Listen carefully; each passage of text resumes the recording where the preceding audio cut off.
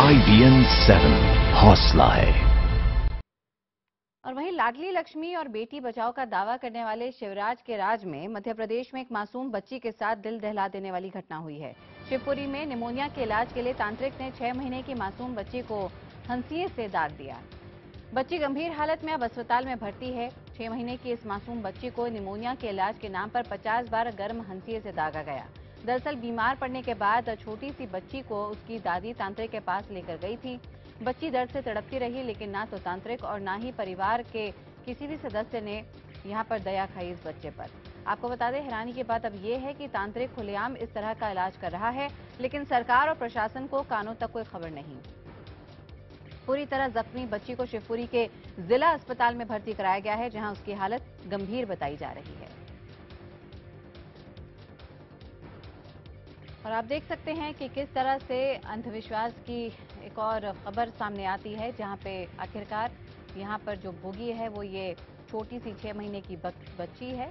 हंसिए से 50 बार इस पर वार किया गया इस तांत्रिक द्वारा। निमोनिया का इलाज कराने के लिए दरअसल इस बच्ची की दादी इसे तांत्रिक के पास लेकर गई और तांत्रिक का इलाज सरेआम होता रहा। लेकिन आपको बता दें कि अभी तक इस पूरे मामले की सुध लेने वाला सरकार की तरफ से कोई भी नहीं है। आइए रुक करते हैं हमारे सहयोगी मनोज शर्मा का, भोपाल से हमारे साथ जुड़ रहे हैं। मनोज, सरकार की तरफ से अब तक कोई कार्रवाई क्यों नहीं हुई? वाकई हैरानी की बात है, क्योंकि अब सरकार जब बात की जा रही है कलेक्टर से, एसपी से, तो उनकी तरफ से कहा जा रहा है कि मीडिया से हमको जानकारी मिली, इसके बाद हम इस सारे मामले का पता कर रहे हैं कि आखिर तांत्रिक कहाँ का रहने वाला है, उसने कब ये सारी वारदात को अंजाम दिया।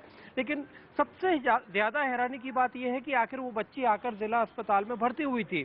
तो क्या एक सरकार का जो एक सिस्टम होता है, क्योंकि मध्य प्रदेश में बड़े बड़े दावे किए जाते हैं लाडली लक्ष्मी के, बेटी बचाओ के, तो आखिर एक 6 महीने की बच्ची इस तरह से जिसको 50 बार गर्म हंसिए से जलाया गया है, वो अस्पताल में आकर भर्ती होती है और इसकी जानकारी सरकार के नुमाइंदों को या प्रशासन को कानों कान नहीं मिलती है। वाकई हैरानी की बात है।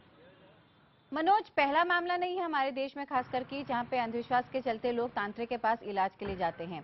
सबसे बड़ा सवाल ये भी उठता है कि राज्य सरकार को यहाँ पे मुस्तैदी दिखाते हुए सबसे पहले तो इन तांत्रिक पर एक्शन लेना चाहिए जो इस तरह का अंधविश्वास फैलाते हैं।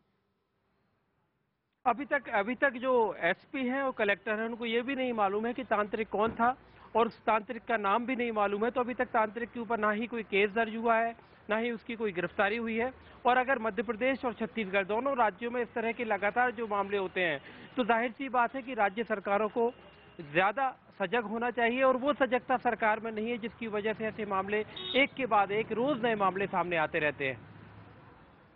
जी मनोज, तमाम जानकारी के लिए आपका बहुत बहुत शुक्रिया। और यहाँ पे